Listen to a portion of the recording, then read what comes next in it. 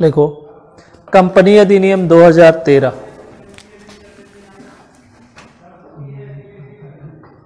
Company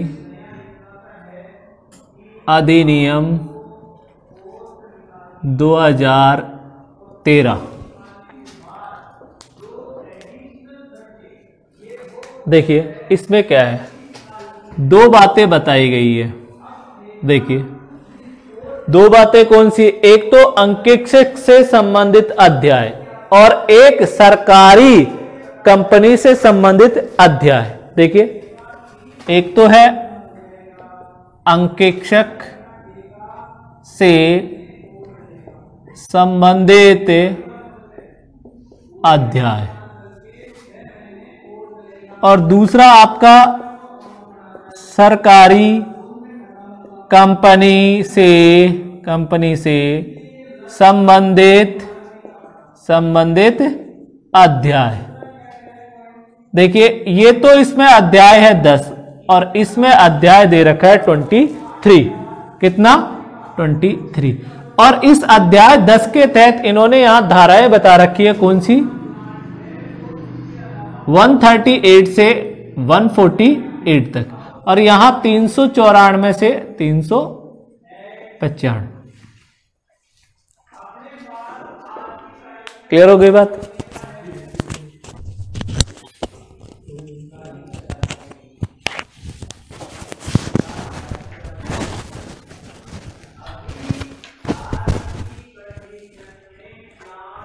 clear? अब देखिए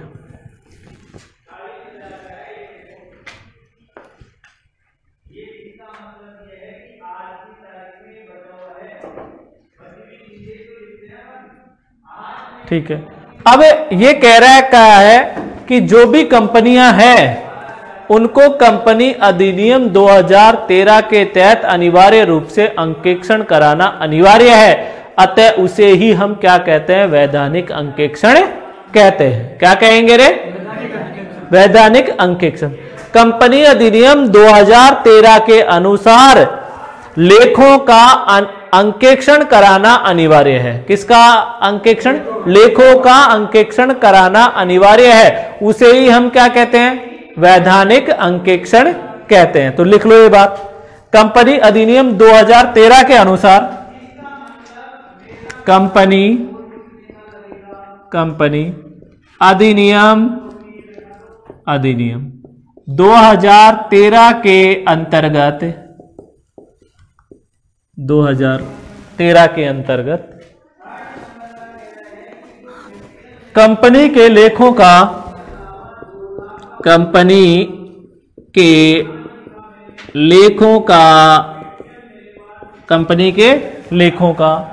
अंकेक्षण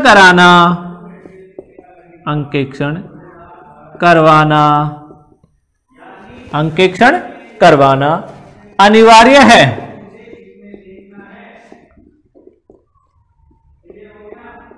है। अतः इसे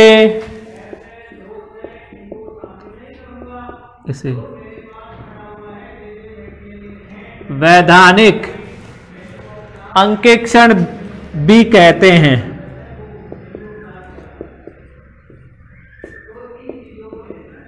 वैधानिक अंकेक्षण भी कहते हैं। तो आपसे पूछ ले वैधानिक अंकेक्षण किसे कहेंगे? अर्थात जो भी कंपनियां हैं उन्हें कंपनी अधिनियम 2013 के तहत जो भी उनके लेन देनों से संबंधित लेखे हैं, उन लेखों का अनिवार्य रूप से अंकेक्षण कराना ही उनका क्या कहलाएगा, वैधानिक अंकेक्षण कहलाएगा। क्लियर? अब यहां पर हम बात करेंगे धाराओं की। सबसे पहले धारा आती है 138। तो आपको यह मालूम होना चाहिए कि 138 किससे संबंधित थी, और यह है आपके आंतरिक अंकेक्षक। किससे संबंधित है? तो लिखिए आगे,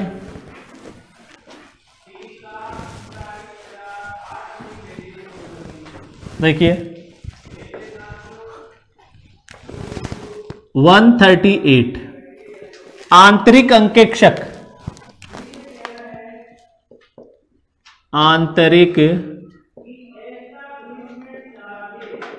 अंकेक्षक, आंतरिक अंकेक्षक 139, 140, 141, 142, 143, 145, 146 और 147 और 148 ये टोटल धाराएं पढ़ेंगे। देखिए यहां पर सबसे पहले 138 थी, वो किससे संबंधित होगी? आपके आंतरिक अंकेक्षक से, और ये होगी अंकेक्षकों की नियुक्ति, अंकेक्षक की नियुक्ति। अंकेक्षक की नियुक्ति से संबंधित धारा कौन सी है? 138। अंकेक्षकों को हटाया जाना, ये अंकेक्षकों को हटाया जाना, या आप इसे कह सकते हो पदत्याग। पदत्याग, काफी बार पर्सन में पदच्युति भी बोल देता है। क्लियर? क्या? पदच्युति। ठीक है। फिर आपकी यहां आएगी अंकेक्षकों की पात्रता, पात्रता अर्थात योग्यताएं, योग्यताएं एवं अयोग्यताएं, कि उनकी अयोग्यताएं क्या होगी। कौन व्यक्ति अंकेक्षक के पद पर योग्य होगा, कौन व्यक्ति अंकेक्षक के पद पर अयोग्य होगा। फिर आपके आते हैं अंकेक्षकों के अधिकार कर्तव्य। यहां पर अंकेक्षकों का पारिश्रमिक का पारिश्रमिक, यहां पर अंकेक्षक के अधिकार कर्तव्य और दायित्व, अंकेक्षकों के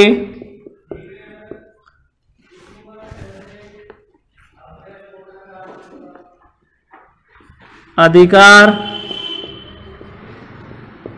कर्तव्य। 143 अंकेक्षकों द्वारा, क्या आएगा? 144 रह गया ना यहाँ।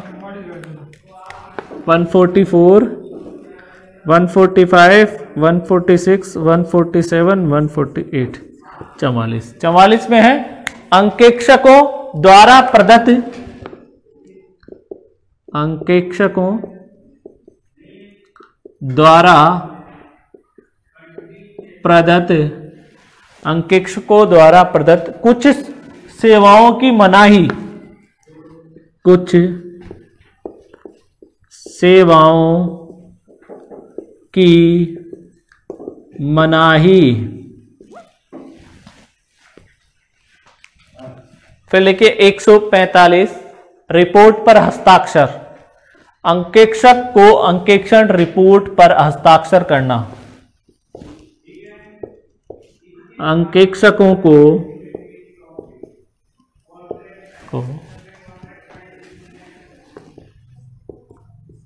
अंकेक्षण रिपोर्ट पर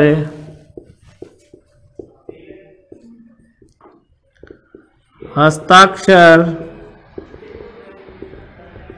करना। 146 साधारण सभा में उपस्थित होना,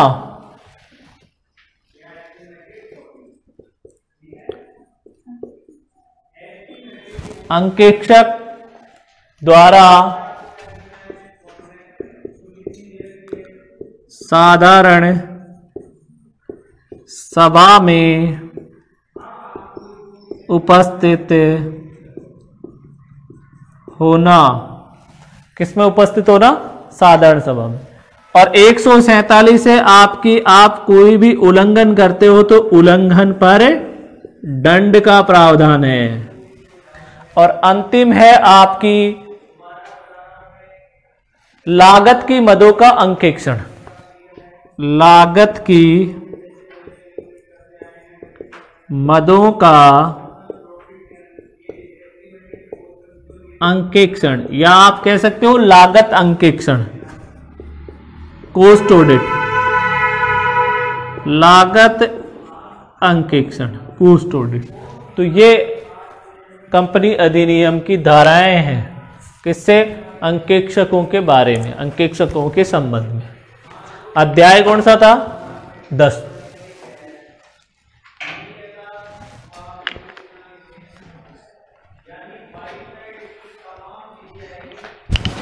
क्लियर है क्या?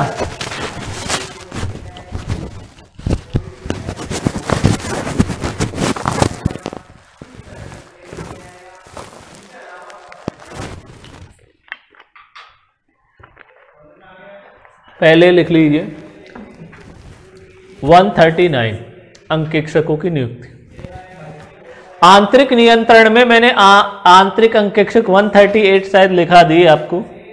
पहले आप नोट्स देखेंगे, वीडियो देखेंगे तो उसमें आपको 138 धारा हमने डिस्कस कर ली थी आंतरिक नियंत्रण में। आप ये मत पूछना कि आप ये कहोगे सर आंतरिक नियंत्रण ये क्या है।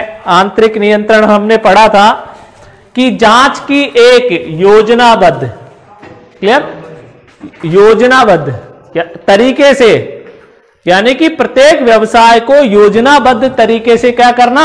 नियंत्रित करना, नियंत्रण करना ही आपका क्या कहलाता है? आंतरिक नियंत्रण कहलाता है। और आंतरिक नियंत्रण के 2 पार्ट किए थे, प्रशासनिक नियंत्रण और वित्तीय नियंत्रण। और वित्तीय नियंत्रण के 2 भाग बताए थे, आंतरिक जांच और आंतरिक अंकेक्षक। क्लियर? आंतरिक जांच और आंतरिक अंकेक्षक। तो आंतरिक अंकेक्षक तो आपके आंतरिक नियंत्रण का महत्वपूर्ण अंग है। क्लियर? अंग है। और मैंने ये बताया था किसी कंपनी का कारोबार 200 करोड़ से अधिक है और उसके बकाया ऋण कितने हैं? 100 करोड़ से अधिक हैं, तो उन कंपनियों को आंतरिक अंकेक्षक की क्या करनी पड़ेगी?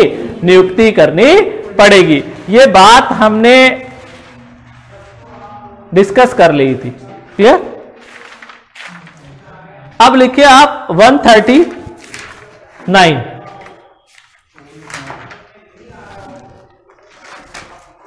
139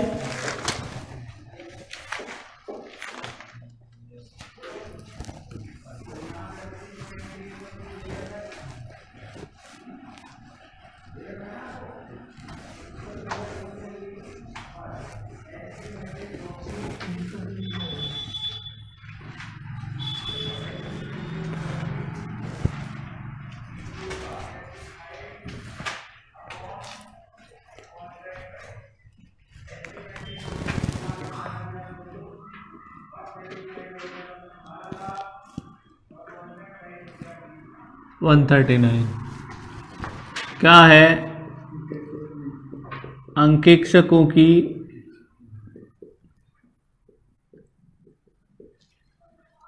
नियुक्ति। देखिए सबसे पहले ये बात देखो, 7 दिन 15 दिन, 7 दिन 15 दिन।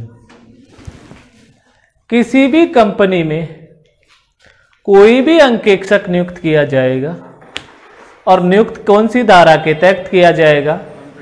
139 धारा के तहत अंकेक्षक की क्या की जाएगी? नियुक्ति की जाएगी। अगर 139 धारा के तहत अंकेक्षक की नियुक्ति की जा रही है तो उस अंकेक्षक को कंपनी द्वारा 7 दिनों के भीतर सूचित करना होगा कि आप हमारी कंपनी में अंकेक्षक के तौर पर क्या हो? नियुक्त हो। ये बात समझ में आ गई? क्लियर है? चलूं आगे।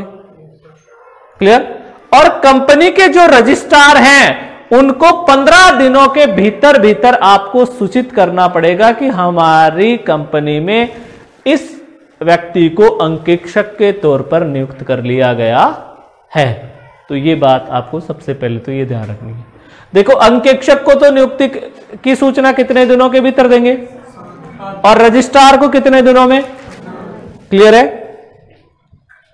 नियुक्ति की सूचना कितने दिनों में? 7 दिनों में। 7 दिनों में तो किसको? अंकेक्षक को। और कंपनी के रजिस्ट्रार को जो भी आपकी साधारण सभा होगी, सभा की समाप्ति के 15 दिन के भीतर आपने सभा बुला ली। क्लियर? उसमें आपने किसको नियुक्त कर लिया? अंकेक्षक को नियुक्त कर लिया। और सभा की समाप्ति के 15 दिन के भीतर आपको किसको नियुक्त करना पड़े, किसको सूचना देनी पड़ेगी इसके बारे में? कंपनी रजिस्ट्रार के ऑफिस में। क्लियर हो गई बात? ठीक है, अब आगे तो लिख लो ये बात नोट लगाकर। देखिए, कंपनी द्वारा अंकेक्षकों को उनकी नियुक्ति की सूचना, कंपनी द्वारा अंकेक्षकों को उनकी नियुक्ति की सूचना 7 दिन के भीतर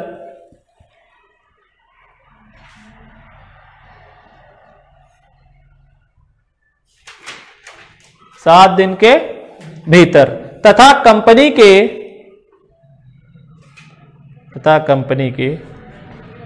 कंपनी के रजिस्ट्रार को सभा की समाप्ति के